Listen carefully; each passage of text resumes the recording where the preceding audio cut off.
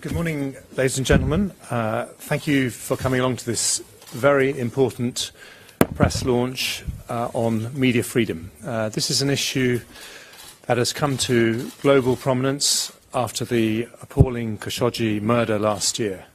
But the brutal and uncomfortable truth is that that was just one example of a global phenomenon of the harassment of journalists, which saw 99 journalists killed last year, 60 journalists taken hostage, 348 journalists detained across the world, often just for doing their job.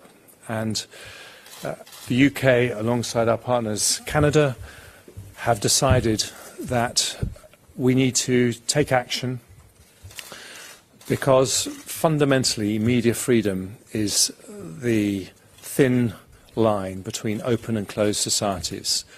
When journalists are not able to question those in authority, hold them to account freely and with impunity, when they're not able to do that, then you start the slippery slope to the closed societies that none of us want to see growing in influence and none of us want to see normalised. So that's why we think this is very important.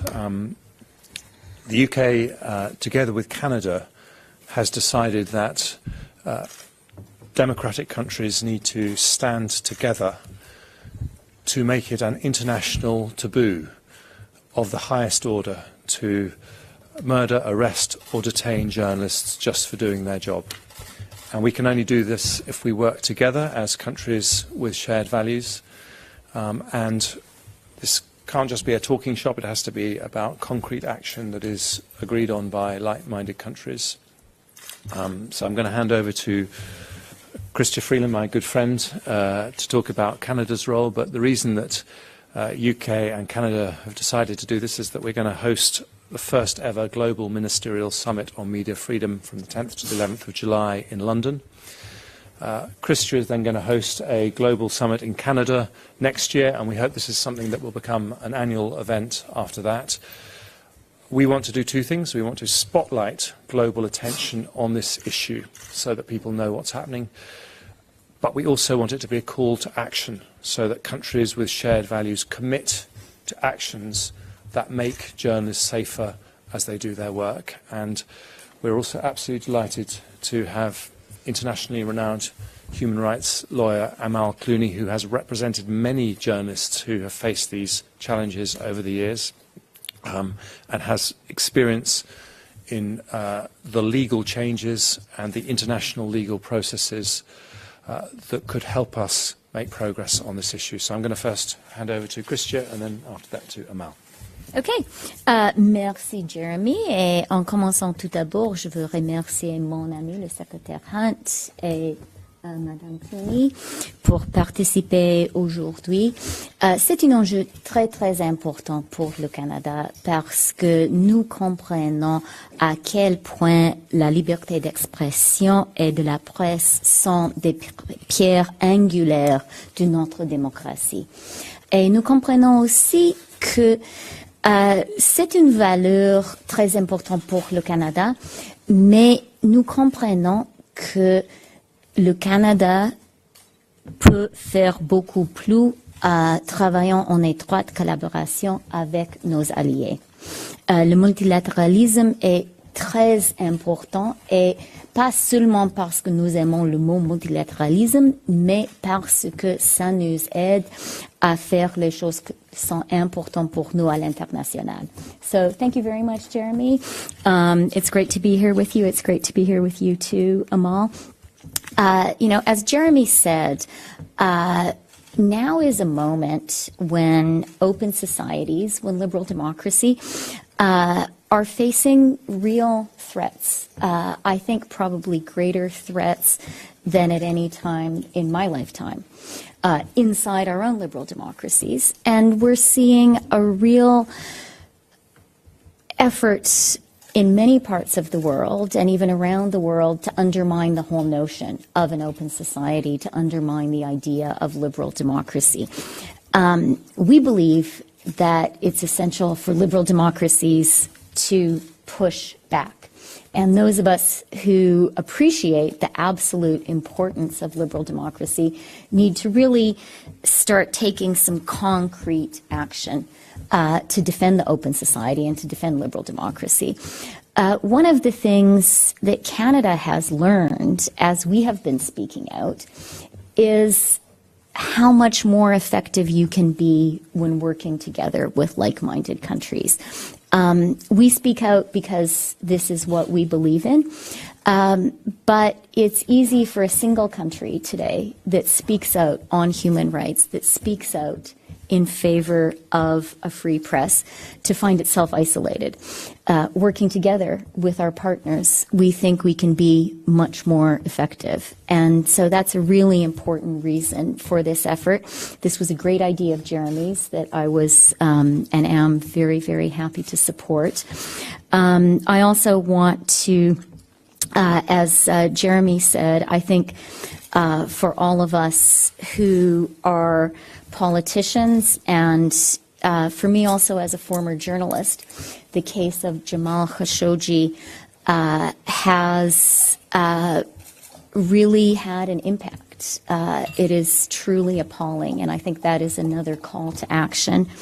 I would like to thank Amal for her amazing work, including her work on behalf of 2 Reuters journalists in Myanmar, whose case is very important to Canada because of our close connection with Thomson Reuters, among other things.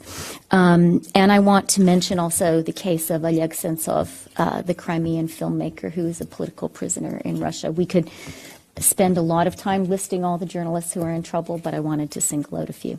Thanks a lot.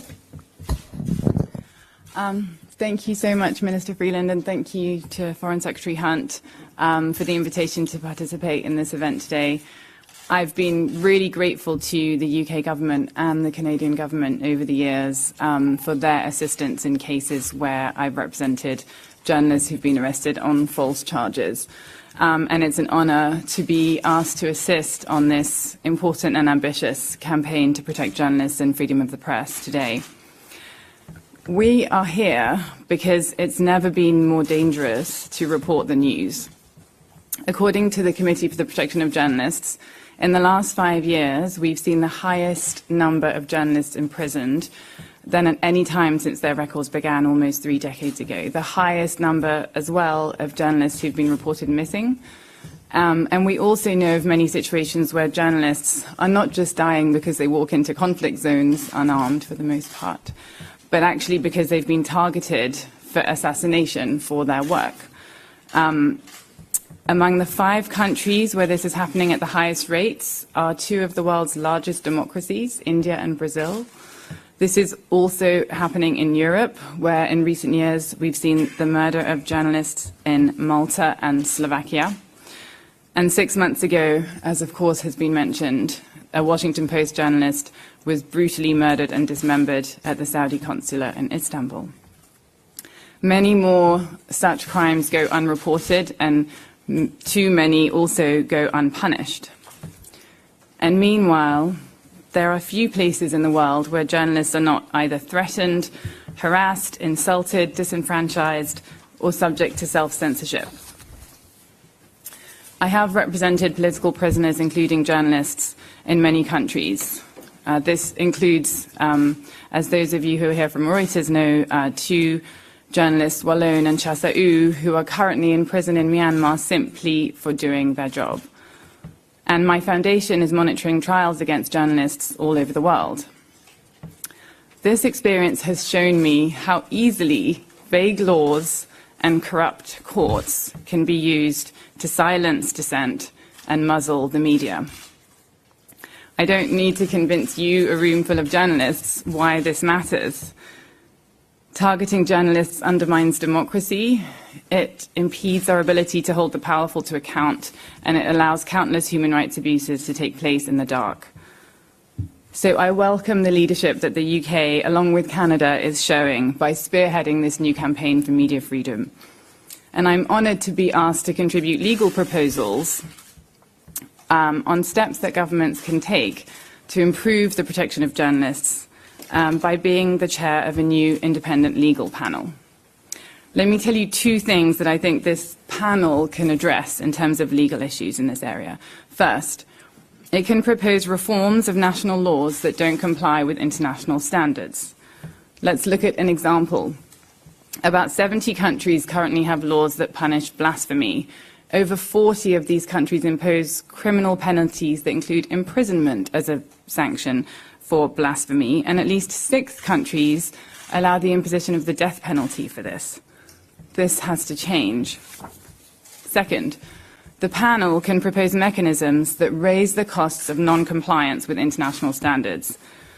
This could include, for example, advising on sanctions regimes that target those who abuse journalists. It can include advising on the creation of a special body that can be deployed to investigate crimes against journalists. Encouraging governments to provide enhanced consular assistance when journalists who are their nationals are falsely arrested abroad. And it could include defining the very limited circumstances in which it is appropriate to conduct closed trials against journalists. According to a recent report by the NGO Freedom House, the share of the world's population that enjoys a free press is just 13%. And the global decline in press freedom will not be reversed without strong leadership from the leading democracies in the world. So I'm really glad to see the UK and Canada are prepared to put a spotlight on this issue, and I really hope that their campaign will result in a large group of states committing to new and concrete measures that will improve media freedom around the world. Those with a pen in their hand should not feel a noose around their neck. So I look forward to starting with this work. Thank you. Thank you, Amal. We'll start with some questions. Start with James Landale. Thank you. James Landale, BBC. A question for Mr. Hunt and for Mr. Clooney, first of all. Britain is distracted by Brexit. Some say its reputation is being diminished by Brexit. Why should the international community listen to Britain and other countries go on about liberal democratic values when it's struggling to run its own democracy at the time? And secondly, Mr. Hunt, if I could just ask you about Brexit. Some of the Brexiteers this morning, including Mr. Rees-Mogg, are saying, look, if there is a long extension of the UK's membership of the European Union, then the British should be difficult. They should block veto budgets. They should restrict any military cooperation, etc. What can you say to the French and other nations to give them some reassurance about that? Let me go first. First of all, on the Brexit point, no one wants a long extension. I don't think the EU member states want a long extension. We certainly don't want a long extension. And that's why we are seeking to resolve this and resolve this quickly. And the reality, the hard reality in a democracy, which points to your first question, is that we have a hung parliament. And that means it's not possible for the government simply to decide what it wants to do and do it. And that's why we are leaving no stone unturned in our search for a parliamentary majority so that we can do what people want in the UK, which is to deliver Brexit smoothly and quickly. And in terms of your second point, be in no doubt the UK will continue to play a leading role championing democratic values around the world. That's what we've always done and that's what we always will do. Yeah, I would just add, I think it's even more important in a post-Brexit context for the UK to be taking measures like this, where it's reaching out. I mean, even if the UK is not in the EU, it's still a member of the UN Security Council. It's still a state that's choosing to prioritise free speech along with like-minded partners. It also is a member of the Commonwealth, and all of these bodies and associations are incredibly important. Some of the laws that we're looking to reform are actually colonial laws, but the UK has undertaken a process of reform that I think other countries could be encouraged to follow in some instances. So I think it's more important than ever for the UK to be showing this kind of leadership, and I think it's uniquely placed in many ways to be leading a campaign like this. And I just want, James, if I may, to speak to the question of credibility that a democracy can have in standing up for democracy while having political challenges at home. Because to me, there's a little bit of an air of what during the Soviet period we called whataboutism to that kind of a question. Democracies have problems, and when democracies face challenging political issues domestically, all of our challenges are laid nakedly bare. That's part of how democracy works. But the fact that we have contentious debates within our own